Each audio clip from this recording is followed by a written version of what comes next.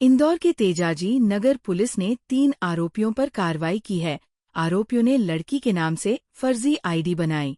इसके बाद एक युवक को फ्रेंड रिक्वेस्ट भेजकर उसे बाईपास पर मिलने बुलाया और डरा धमकाकर उससे अकाउंट में रुपए डलवाए। पुलिस ने मोबाइल नंबर के आधार पर सभी की पहचान कर उन्हें रात में हिरासत में ले लिया।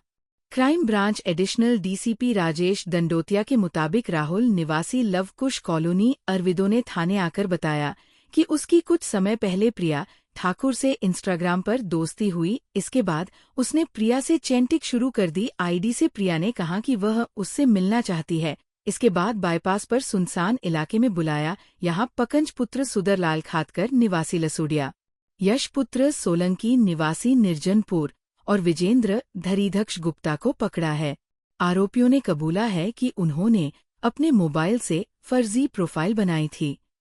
इसके बाद राहुल को मिलने बुलाया और उससे अकाउंट में 50,000 रुपए ट्रांसफर कराए।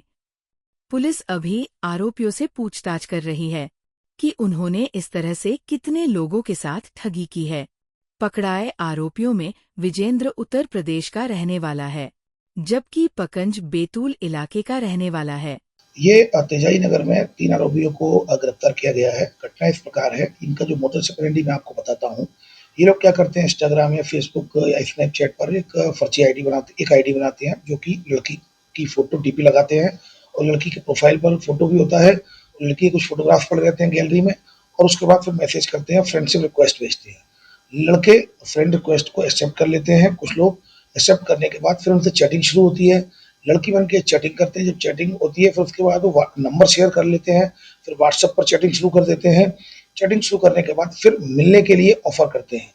लड़के को ये लगता है कि लड़की उसको मिलने के लिए बुला रही है और मिलने के लिए वो ऐसे सुनसान स्थान पर बुलाते थे जहाँ पर कोई ना हो। जैसे फॉर एग्जाम्पल मैं आपको बताता हूँ, इंदौर में ये MR10 सुपर कॉरिडोर, और अगर आप देखेंगे ये मोरोद जो एरिया है अरविंदों के पास, तो ऐसे सुनसान एकांत स्थान में बुलाते थे और फिर उसको घेर कर उससे ये बोलते थे कि तुमने हमारी बहन को से मैसेज मिले हैं, बहन के मोबाइल में मैसेज मिले हैं। चैटिंग करते थे और इस बात को लेकर लड़का डर जाता था और उनको पैसे QR कोड देते थे और पैसा ट्रांसफर कराते थे। ऐसी घटनाएं हुई थी। ये घटना भी खुलती नहीं कि फरियादी ने सोचा कि बात सही होगी, मेरी चैटिंग पकड़ी गई है, तो उसने पैसे अपने दोस्त से मांगे 47,000 उधार। तो दोस्तों को जब पता चला तब उन्होंने डिस्कस किया, तब पता चला कि ये फ्रॉड हो सकता है।